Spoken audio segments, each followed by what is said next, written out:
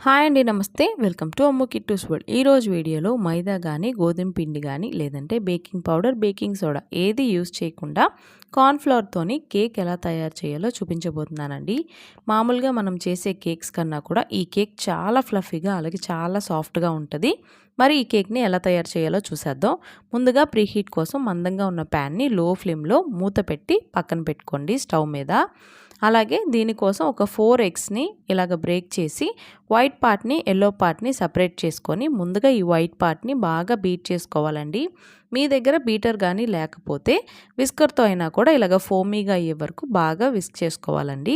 ఇలా చేసుకొని పక్కన పెట్టుకోండి. ఇప్పుడు యెల్లో పార్ట్లో 1 కప్పు పంచదార వేసుకోవాలి. పంచదార మీరు కొంచెం ఎక్కువ స్వీట్ తినేలా ఉంటే ఒక 1/2 కప్ ఎక్స్ట్రా వేసుకోండి. ఇదంతా కూడా వైట్గా అయ్యే వరకు బాగా బీట్ చేసుకోవాలి. ఇలా బీట్ చేసుకున్న తర్వాత ఇందులో మనం 2 కప్పుల వరకు కార్న్‌ఫ్లోర్ వేసుకోవాలండి. కార్న్‌ఫ్లోర్‌ని జల్లించాల్సిన పని కూడా ఏమీ లేదండి. ఇలాగ వేసుకున్న తర్వాత ఇదంతా కూడా ఈ బ్యాటర్‌లో కలిసిపోయేలాగా బాగా కలుపుకోవాలండి. ముందుగా ఒకసారి ఇలా కలుపుకున్న తర్వాత ఆన్ చేసి ఇలాగ బ్లెండ్ చేసుకుంటే సరిపోతుంది. ఇప్పుడు ఇందులో ఒక 4-5 స్పూన్స్ కాచి చల్లార్చిన పాలను యాడ్ చేసుకోవాలండి. పాలు అనేది ఎక్కువ వేయకూడదు, బ్యాటర్ అనేది కన్సిస్టెన్సీ మారిపోతుంది. ఇలాగ ఒకసారి బ్లెండ్ చేసుకున్న తర్వాత మనం బ్లెండ్ చేసుకున్న ఈ వైట్ పార్ట్ని కూడా మొత్తం వేసేసుకొని 1 నిమిషం పాటు బాగా బ్లెండ్ చేసుకోవాలి.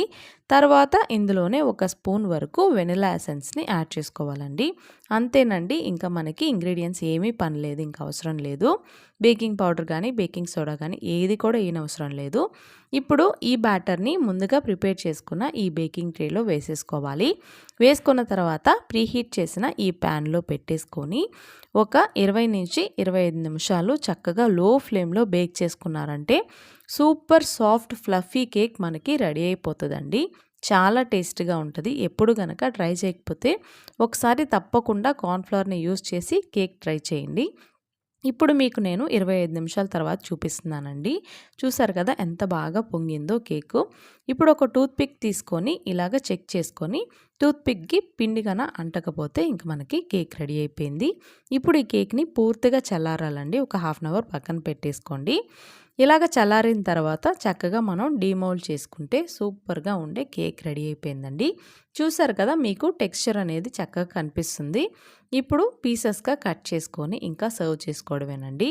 తప్పకుండా ఒకసారి మీరు కూడా ఈ కేక్ని ట్రై చేయండి. సూపర్గా నచ్చుతుందండి అందరికీ.